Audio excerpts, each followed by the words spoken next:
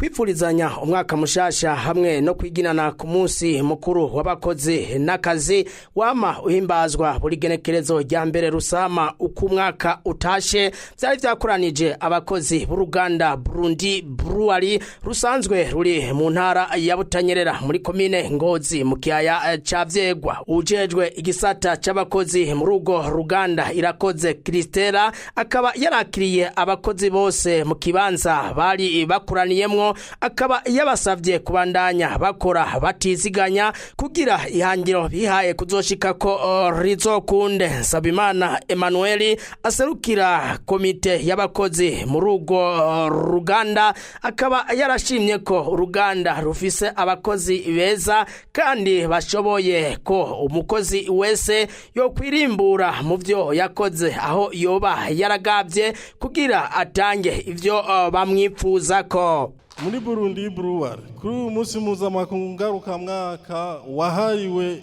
abakozi n'akazi wotubera akaryo keza ko kwisuzuma no mu vyo umwe wese ajejwe ko vyagenze neza hisunzwe indinganizo n'intumbero bari babihaye.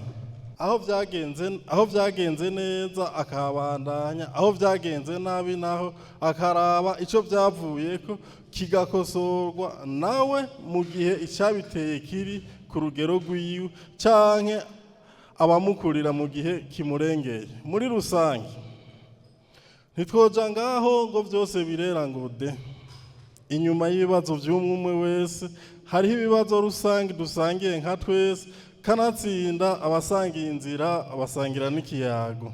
Nisigiyimana Gerard ajejwe ubutunzi n'intwaro mu rugo ruganda akaba yarashimangiye ko gukora ufise ihangiro ko biryoshe bikanaryoha no ku ruganda narijya ihangiro ari uko nabo batosigara inyuma mu iterambere ry'igihugu. Benshi ngahani baza yuko muri abakristu buryo no munsi turibuka n'umweranda Yozefu Mweranda umuvunyi w'abakozi. Mu vyamuranze hari gukunda akazi, guca bugufi, kugamburuka n'ibindi. Nkibaza ko natwe akarokeza twokamurabirako ntihabe ababirakuya mu ntege, ntihabe abenena. Hari akantu hajya sinzi wagakuyeho nkizana nakabonye babantu batanu bari ku giti, uwo hirya n'undi yikoreye uwundi ariko akeneye nako n'amaguru hejuru.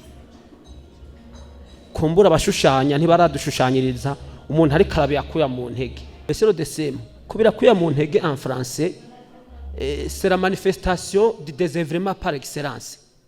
Quelque ça soit ça rien faire jusqu'à ce que la sueur coule ici. C'est ça le désœuvrement par excellence. Kubira kuya mu ntege. C'est une manifestation y'umuntu yicaye ngaho nyene amaguru agafatana hamwe nakuya gatemba. Nibaza ko ivyo twenga iwacu bitoba, ariko kino civwo nico kivuga duti kogwa nagateka umuntu yarusa hatonda agakorana umwete agashira mushaka kugira duteze imbere igihugu. Minani Toma umuyobozi mukuru w'ugo ruganda akaba yarakeje abakozi bose muri rusangi, aho yavuze ko uwo munsi waturutse mu gihugu ca Amerika mu gisagara ca Chicago, aho umukozi ngo yakora amasaha arenze ariko ngo ubu siko bimeze. Akaba yaciye abasaba ko bokora kugira ngo bagwize umwimbu hamwe haboneka n'ivyo bashora hanze y'igihugu. Musi mukuru waje uva kure cyane mu gihugu ca Amerika muri ville yitwa Chicago, aho abantu bahagurutse baragwanira agateka kabo kuko ababakoresha babafata nabi cyane, bakabanywa amaraso, bakabajya imitsi, bakabakoresha amasaha atabaho, ugize araryogora no kwicwa akicwa.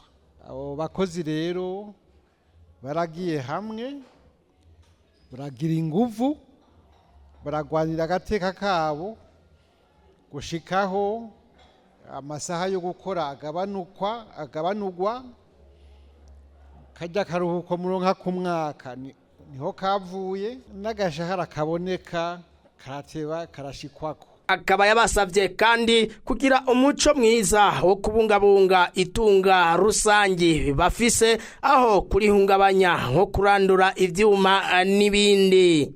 Hariho utunenge tubona cyane cyane uno munsi twimonogoje mu bintu byo gukontorora utunenge mu byo dukora, controle qualité.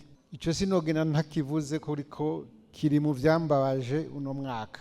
Hariho utugeso dutegerezwa gukosera kuko twerekana yuko umenga ntidukunda uruganda rwacu.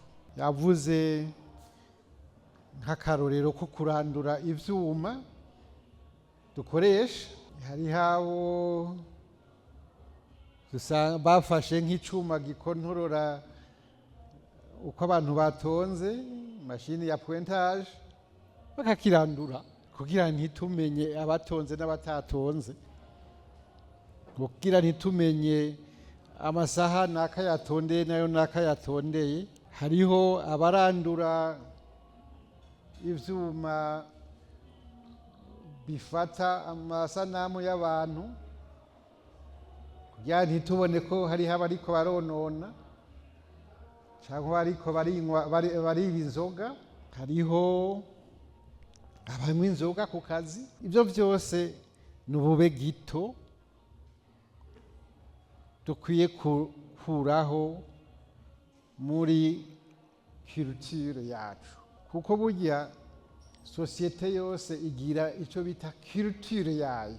Ni ukuvuga ingene abantu muri iyo sosiyete bigenza, hamwe